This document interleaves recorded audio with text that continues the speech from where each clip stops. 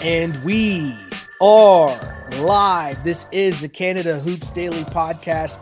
My name is Sheldon Alexander. Thank you for tuning in as we wrap up Canada versus Australia at the Olympics. Our Canadian women's team needed a win in the worst way.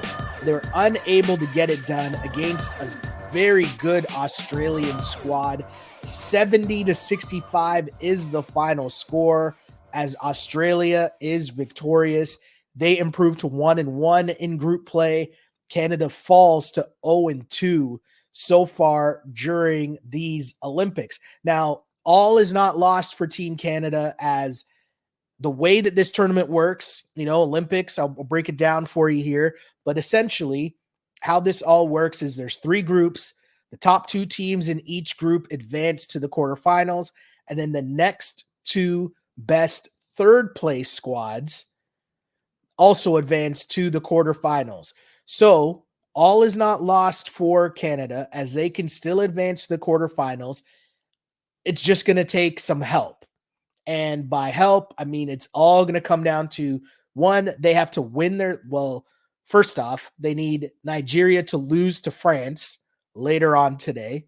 And then if France wins, then Canada has to beat Nigeria by a certain amount of points and hope that the point differential in the other groups are in their favor and they're able to advance. So it's a lot. It's very convoluted. There is still a path forward for Canada, but it took a huge blow today as they fall to Australia 70-65. Again, my name is Sheldon Alexander. Thank you for tuning in to this, the Canada Hoops Daily Podcast. Just a note, you can find the Canada Hoops Daily Podcast on Apple and on Spotify. All you got to do is search Canada Hoops Daily for the Canada Hoops Daily video content. Go to YouTube and subscribe to the Sheldon Alexander page. That's how you keep up to date with all of our video content. We've been doing the wrap-up pods for the Canadian men's and women's games, but also we've been doing live hangouts in which we watch the games together. I take your comments and questions, and we discuss what's going down during the game as it happens, live reactions like we just did this morning, what we've been calling the Breakfast Club. And it's just been an interesting time for sure. Things not going well for the women's program, things going well for the men's program. We'll get to the men in a second, but right now we have to try and digest what just happened to our Canadian women's squad. Their path forward to their Olympic run, a medal hope, a podium hope, just took a huge, huge blow. I mean, we talked a lot heading into this Summer Olympics about how the Canadian men and women had a real opportunity to both medal, but it was going to be tough on both sides. And the women losing a huge game, 70-65. They had a chance, right? They had a chance. I think they did a good job. I think in the first half, their game plan was they were going to run a lot of substitutions and they're going to try to force a whole lot of pressure. And, you forced a lot of turnovers, right? You forced Australia. And I look at this box score. Australia turned the ball over 20 times. And if you watch don't pay attention so much to the minutes, but what I'm talking about is the frequency of the substitutions in the first half by Team Canada. You could tell the goal was we're going to try to keep everybody fresh. We're going to have quick substitutions and we're going to play pressure defense. And, it kept them in the game. It really did keep them in the game in the first half. The flip side of that, though, is it was tough to find offensive cohesiveness, and Canada struggled offensively throughout this game. Everyone not named Bridget Carleton. I've probably gone too far in this pod without mentioning the name Bridget Carleton, who, I mean, credit where credit is due. She showed up and showed out for Team Canada in this game. I know they take the L in this one, but it is of no fault of Bridget Carleton, who finishes this game with 19 points, 8 rebounds, 4 assists, 3 steals, and a block. She shot 7 of 12 from the floor, hit 5 3-pointers in this game. Just a massive, massive game for Bridget Carleton. And you saw at moments where she just looked exhausted. And, it's because, again, the game plan was to apply so much pressure on defense that it meant that, your offense might take a hit as a team, but Bridget Carleton did not struggle. Canada did not lose this game because of Bridget Carleton. In fact, it's a 5-point game because of Bridget Carleton. She was the only consistent scoring for Team Canada. And it's not even that, she put up the points, she hit 5 threes, but it was the way that she was getting her buckets as well. She was working hard at the offensive end. Nothing came easy for Team Canada. I mean, my opinion is they really struggled on offense and they lost this game because they were outplayed at the point guard position. I just think the guard play for Australia, Whitcomb had 19 points, 10 assists, 6 rebounds, 2 steals in this game. But what she was able to do for Australia, they were just able to get easier baskets. That was a theme throughout. Canada would make these pushes. Canada would get their buckets, but they would work so hard to get all of their points.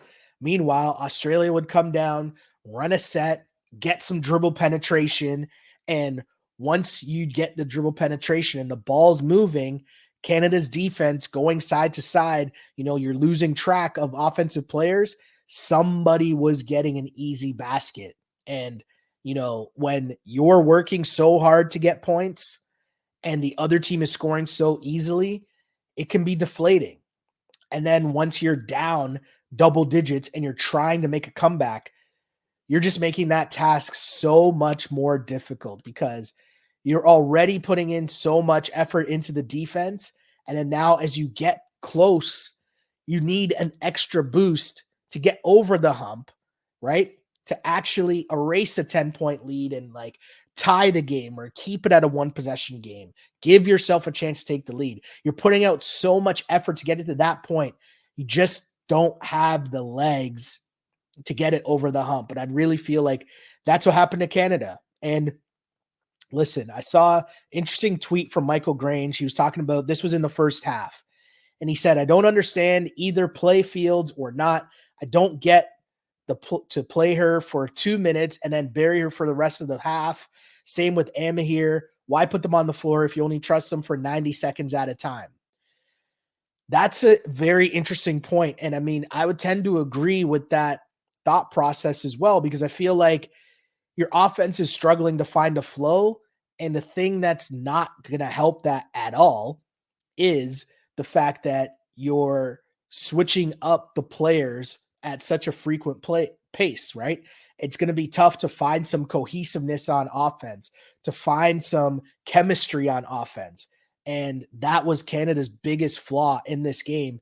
I mean, it ends up being a 5-point game, and, that makes it seem a little closer than it actually was down the stretch.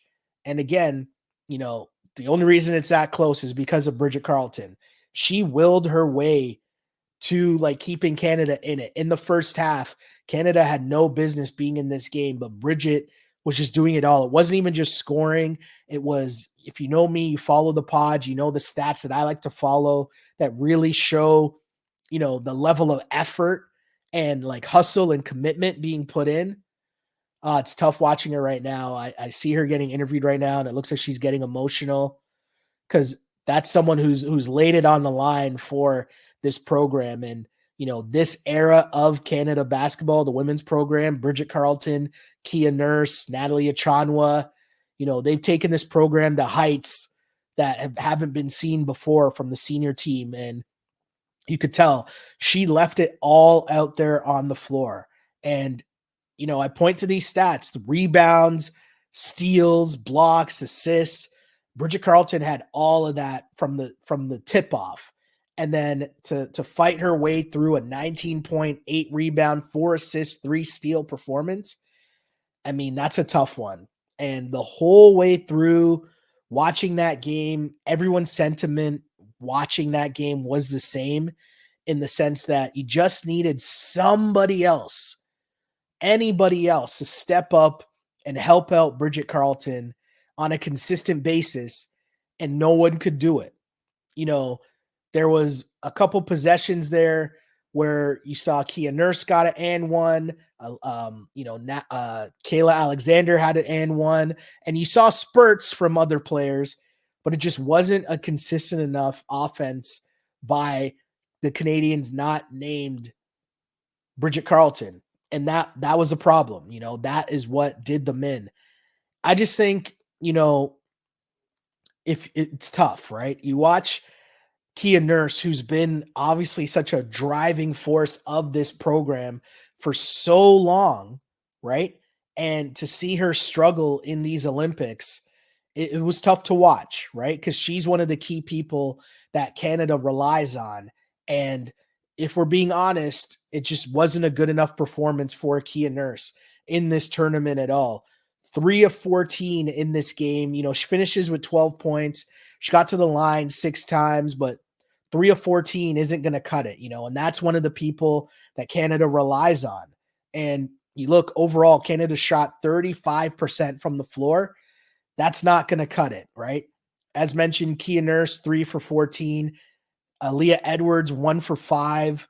Sammy Hill off the bench, 1 for 5. You look at your starters, it's just not a good look for Canada, but you start at the top. After Bridget Carleton, if this team is going to be successful, it was going to be, Natalie Achonwa, Kayla Alexander, Kia Nurse, Aaliyah Edwards. But right at the top of that list is Kia Nurse, and she struggled. She struggled to find her offensive game. And, whether it was 3-point shooting, she struggled there, 0 for 3 in this game.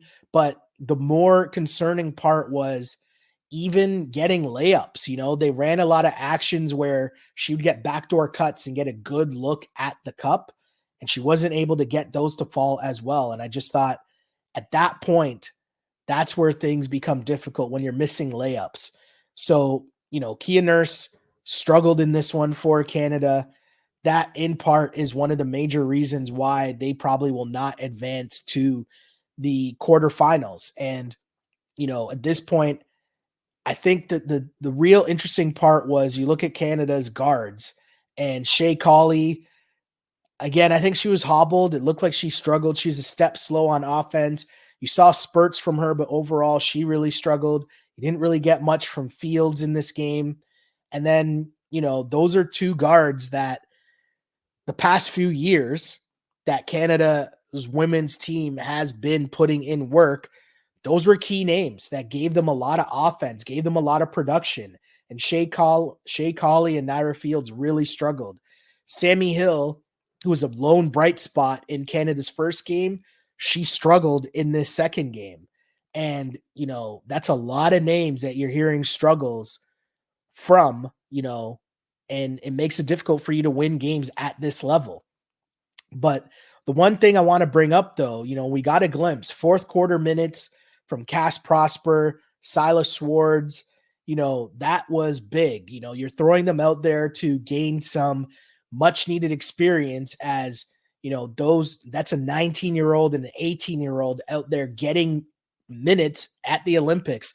Like, that's the face going towards your next Olympic Games. So getting them that experience was massive for sure.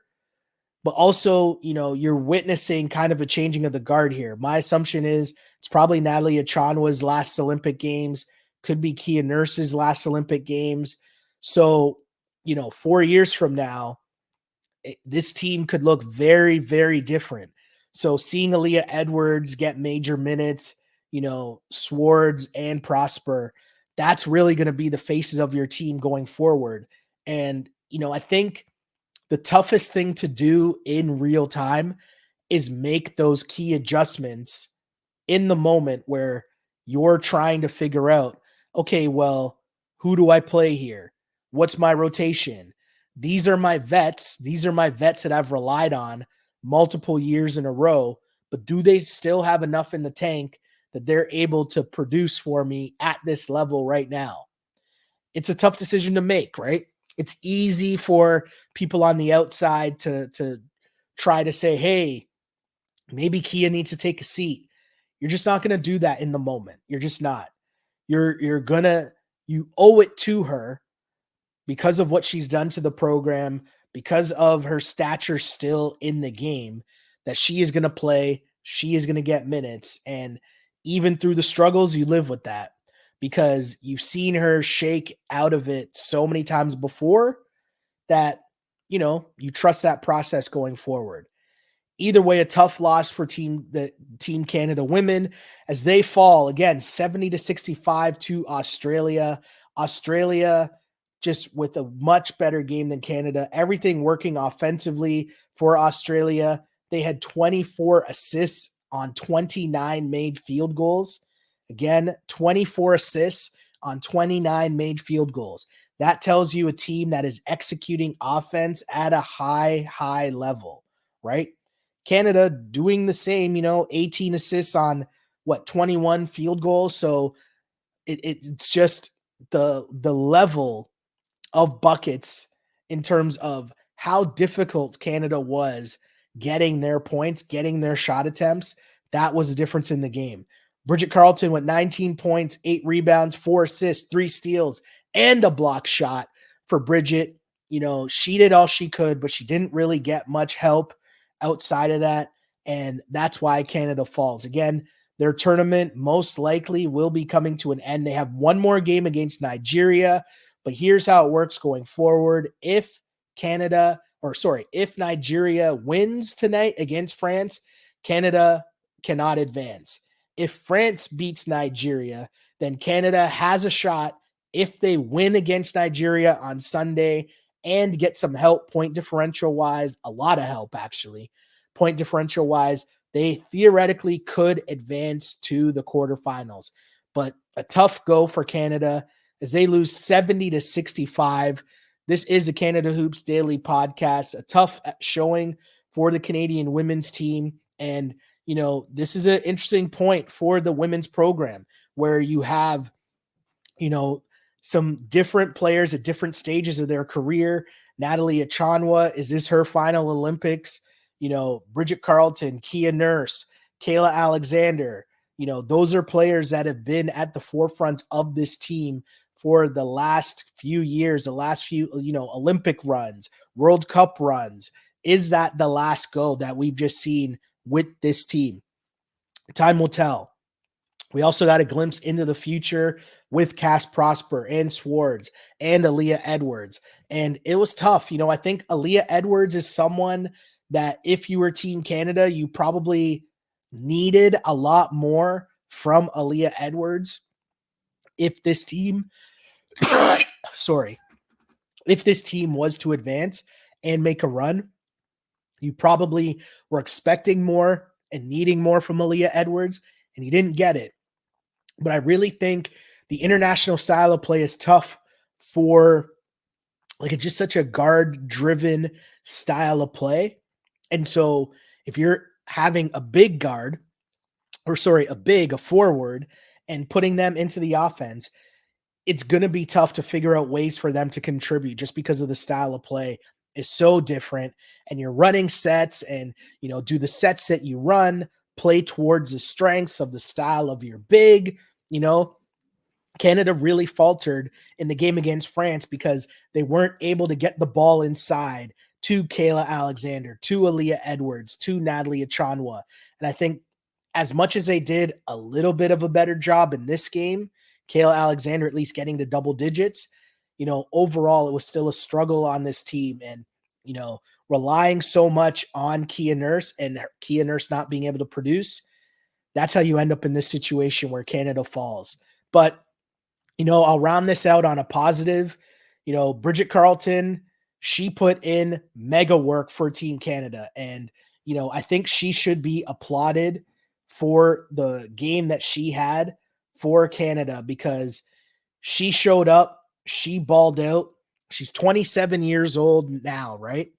And so that means 4 years from now, the next Summer Olympics, she will be 31 years old. So there's a chance she should still be on this national team.